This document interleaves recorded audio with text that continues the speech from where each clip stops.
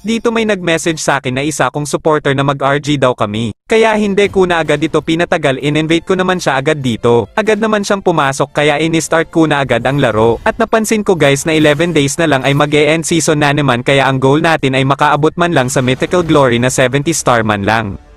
Idol pa content. I-content daw natin siya dito mga idol kaya nag-show na agad ako ng mga win rate ko dito. At nag-lock ako dito na Core Roger. At nag-cloud naman siya. At early game pa lang guys talagang makulit na itong Tigreal nila kaya di na ako nagdalawang isip pa na pagkakalmo-kalmutin ito.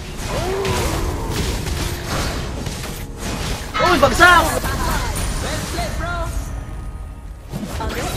Dito guys contest na sa turtle at talagang ayaw tayo palapitin itong tank ng kalaban kaya mapipilitan na akong bigyan siya agad dito. At nakachamba pa tayo na nakuha pa natin dito ang turtle at dahil dyan nakalamang kami sa clash kaya naubos namin sila dito.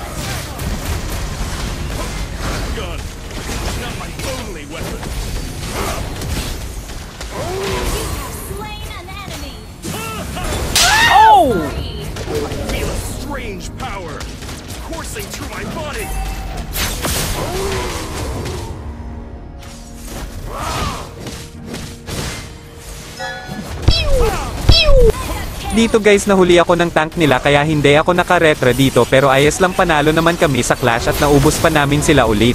At may balak pa itong Karina ng kalaban na tumakbo ang hindi niya alam nagwawala na yung aso dito.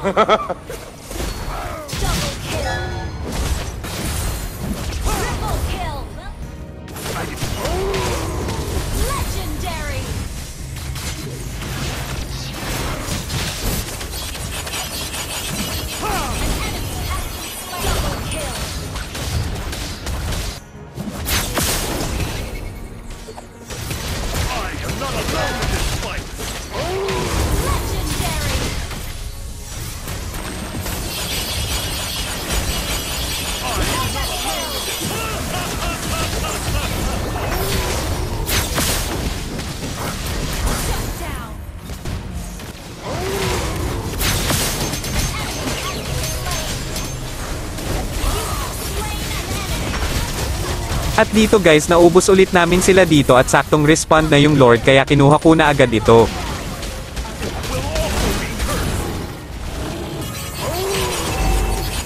At sa hindi ko inaasahan na mapipitas ako dito at sakto naman na hindi ko nakita na nakasigway na pala yung Aldes ng kalaban kaya napasabi ako dito na yung base natin.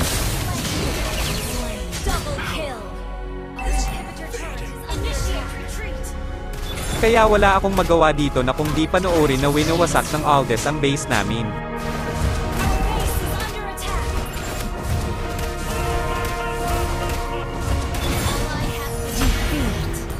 At hindi naman masakit guys kasi tignan ninyo naman tropa ko si Munton at bibigyan niya ako dito ng protection para hindi daw mabawasan ang star natin.